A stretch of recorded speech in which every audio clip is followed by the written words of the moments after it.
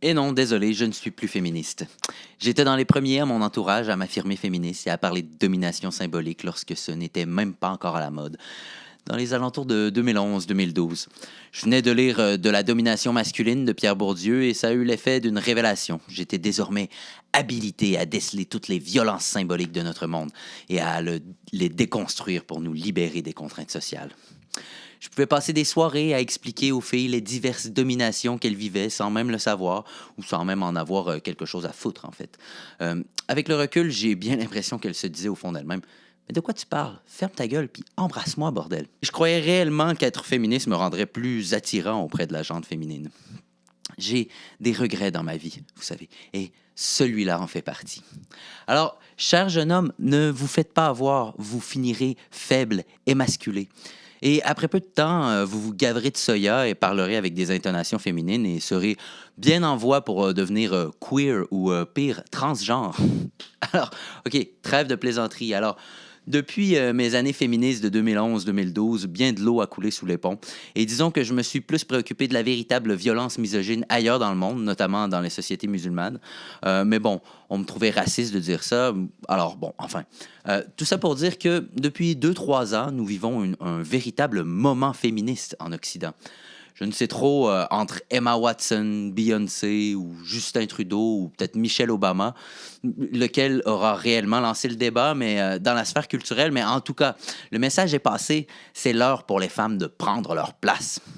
Et ça arrive aussi en même temps qu'une certaine maturation des départements d'études féministes qui se confondent d'ailleurs allègrement avec les études intersectionnelles et de genre. Alors, nous avons par le haut ces élites culturelles et politiques qui envoient un message féministe et par le bas des militants et ces pseudo-intellectuels dégénérés qui stimulent un militantisme assez radical. En tout cas, ça aurait eu pour effet l'explosion de plein de phénomènes de lutte, comme par exemple le plus connu, le phénomène MeToo.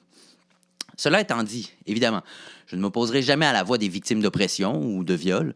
Simplement, il ne faut pas non plus extrapoler des causes qui n'en sont pas. C'est-à-dire que des expressions comme patriarcat, culture du viol, masculinité toxique, mansplaining, etc., c'est tout un ramassis de bullshit, OK?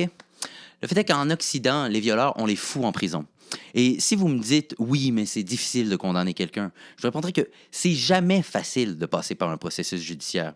Et on ne va quand même pas inverser l'habeas corpus et faire des accusés des gens coupables jusqu'à preuve du contraire. C'est justement ça, les premières bases d'un régime oppressif. Mais le point principal ici, c'est qu'en Occident, les hommes et les femmes ont les mêmes droits. Point barre. Il n'existe pas de réelle oppression légale ou systémique faite contre les femmes. Elles sont libres, entièrement libres, et toutes nos lois protègent cette liberté. Alors, pourquoi une résurgence du féminisme à l'heure actuelle? Tout simplement parce qu'il s'agit d'une version du féminisme recyclée dans le postmodernisme bourdieusien. Il ne s'agit plus d'un combat pragmatique pour l'obtention de droits égaux, mais bien d'une entreprise de déconstruction des normes sociales.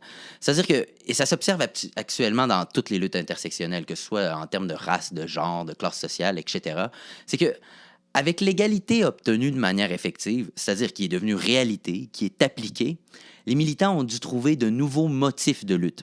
Alors, si autrefois les suffragettes se battaient pour le droit de vote, si les féministes se battaient pour le droit des femmes de signer des contrats, de divorcer, d'avorter, toutes des contraintes palpables, physiques, qui s'expriment dans le réel, les féministes d'aujourd'hui ont dû se résoudre à se battre contre des symboles. Donc, on passe d'un combat contre une domination physique à un combat contre une domination symbolique. Et par extension, on suppose que les symboles sont aussi violents que les violences physiques. Autrement dit, parler plus longtemps qu'une femme dans une conversation, par exemple, reviendrait au même qu'une censure des femmes inscrite dans la loi. On suppose que si nos systèmes sont égalitaires, la culture officieuse, les comportements sociaux sont demeurés tout aussi oppressifs qu'avant. De la sorte, évidemment, hein, les hommes sont désormais perçus comme protecteurs clandestins de leur culture d'oppression de la femme.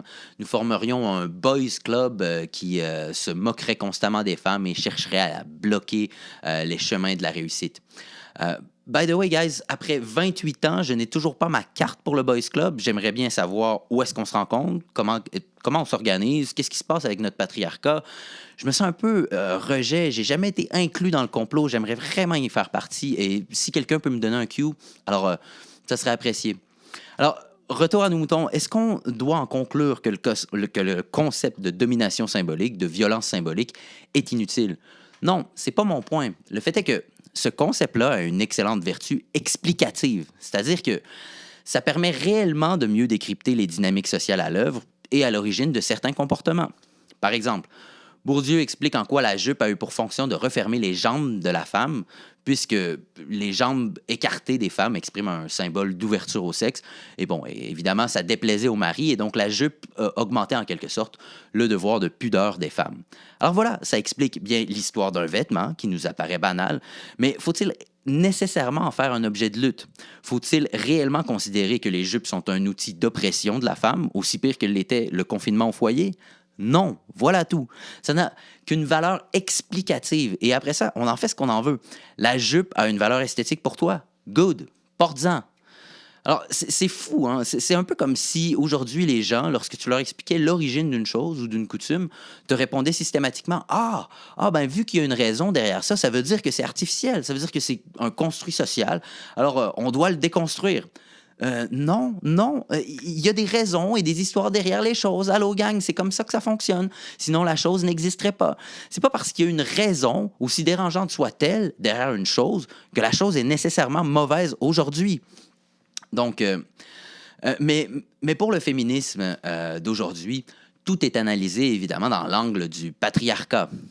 Donc, toute persistance d'une forme de domination masculine, aussi symbolique soit-elle, doit être éradiquée de la société.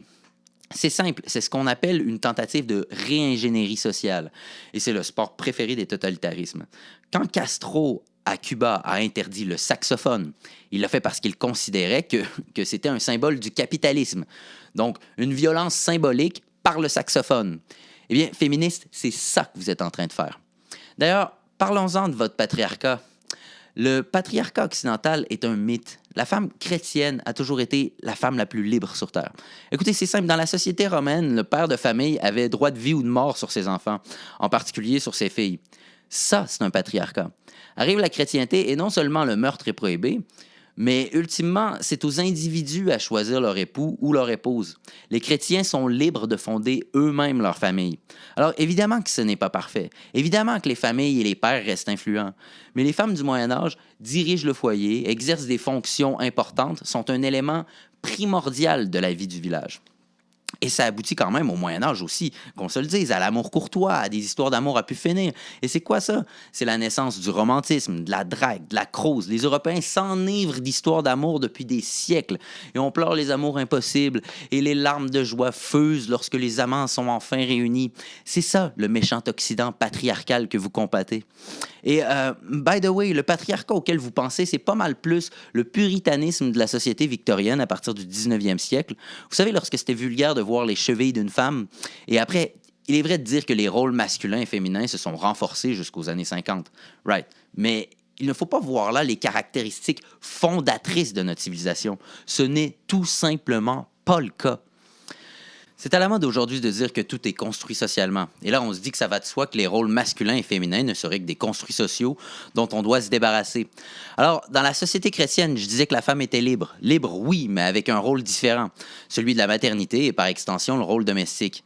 Alors, on se dit automatiquement, elle était enfermée dans un construit social. Et qui d'autre pour avoir construit cette prison? L'homme, évidemment. Mais réalisez-vous à quel point cette réflexion est stupide? Croyez-vous vraiment que les hommes se sont levés un matin et se sont dit « Ah, tiens, pourquoi ce ne seraient pas les femmes qui deviendraient enceintes et s'occuperaient des enfants pendant que nous, on passe nos journées à je sais pas, faire ce qu'on veut, raconter des blagues? » C'est que cette réflexion stupide essaie de nous faire croire, là, c'est que les hommes et les femmes sont pareils. C'est faux. Des millions d'années d'évolution ont fait en sorte que notre espèce se reproduit avec l'accouplement d'un homme et d'une femme. Et c'est la femme qui porte l'enfant. De là, des rôles différents. De là, des femmes plus douces, plus compassionnelles, plus attentionnées, qui élèvent de la marmaille au foyer, alors que l'homme travaille à s'en détruire le dos dans les champs, les mines et les usines. Ce qu'il faut comprendre, c'est que les construits sociaux les plus solides le sont parce qu'ils sont les plus efficaces. Si la famille traditionnelle et les rôles masculins et féminins sont aussi ancrés dans notre société, c'est parce que ça a permis à des millions de personnes de jouir du bonheur d'être entourées par une famille fonctionnelle et d'engendrer une descendance prolifique. Donc, curés ou pas, les hommes et les femmes veulent fonder des foyers, à moins qu'ils se mettent à rêver d'illusions postmodernes comme aujourd'hui, et dans ce cas-là, ils finissent seuls et tristes dans leur appartement avec leurs animaux de compagnie. Bref, l'homme et la femme sont différents et remplissent des fonctions sociales différentes. Ça ne veut pas dire qu'ils ne sont pas libres de faire ce qu'ils veulent. Simplement, ils ont de très fortes prédispositions pour certains domaines d'activité et ils les choisissent habituellement de manière naturelle. Les femmes sont plus compassionnelles, les hommes sont plus compétitifs. C'est tout.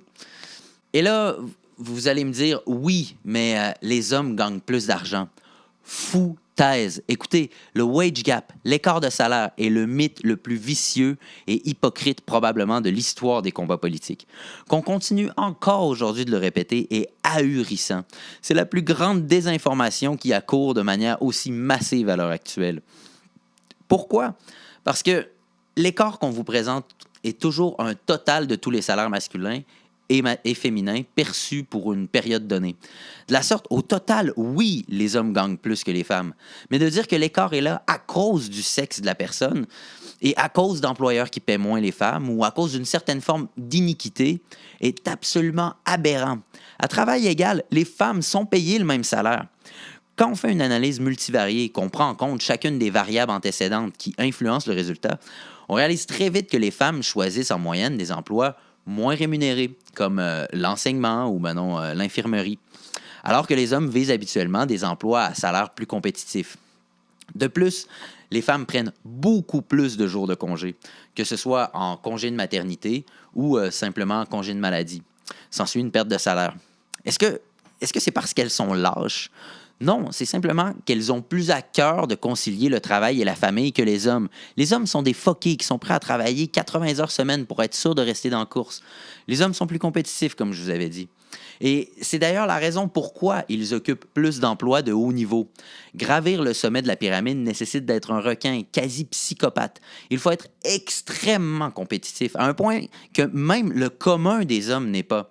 Alors, pour y faire sa place, une femme devrait être plus compétitive que les hommes les plus compétitifs sur Terre. Est-ce que vous imaginez à quel point ça joue off? Est-ce que vous croyez que les puissants cèdent leur place volontairement si on les moralise? Arriver sur Terre, là, c'est pas comme ça que ça marche.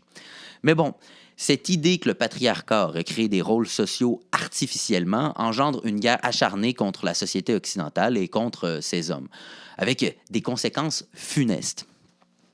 Vous avez certainement entendu parler du phénomène récemment des incels, des célibataires involontaires.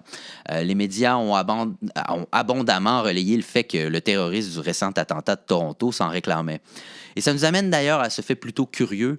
Tous les terroristes, à peu près sans exception, sont des hommes avec des vues misogynes. Loin de moi l'idée de les excuser, simplement, ils sont le symptôme d'un phénomène beaucoup plus vaste. Ils sont la pointe de l'iceberg d'une véritable crise de la masculinité en Occident. En effet, ce ne sont pas les femmes qui éprouvent des difficultés en Amérique du Nord en 2018. Ce sont les hommes. Aucune statistique ne corrobore de difficultés en termes d'ascension professionnelle chez les femmes entre 20 et 30 ans à l'heure actuelle. Au contraire, tout indique que le rapport s'est inversé. Ce sont les hommes qui éprouvent des difficultés croissantes. Ils sont moins diplômés, ont plus de comportements destructeurs et sont moins convoités par les employeurs. Pourquoi cela? Parce que dans ce délire féministe, nous avons passé les dernières décennies à adapter le modèle éducatif pour les filles et à proscrire les comportements typiques des garçons. Moins de compétition, moins de chamaillage, moins d'exutoire physique, nous avons fini par droguer systématiquement nos garçons et leur inventer une panoplie de problèmes psychologiques. En d'autres mots, nous avons médicalisé la masculinité en bas âge. Rendus au secondaire, ces jeunes commencent habituellement à se rebeller, prennent beaucoup plus de drogue que les filles et adoptent des comportements délinquants. Tout ça alimenté par les seuls modèles de masculinité qui leur sont offerts, des rapports au discours misogyne, par exemple. Ensuite, vers le cégep et l'université, ils sont soupçonnés, tous sans exception, de participer à la culture du viol et au patriarcat.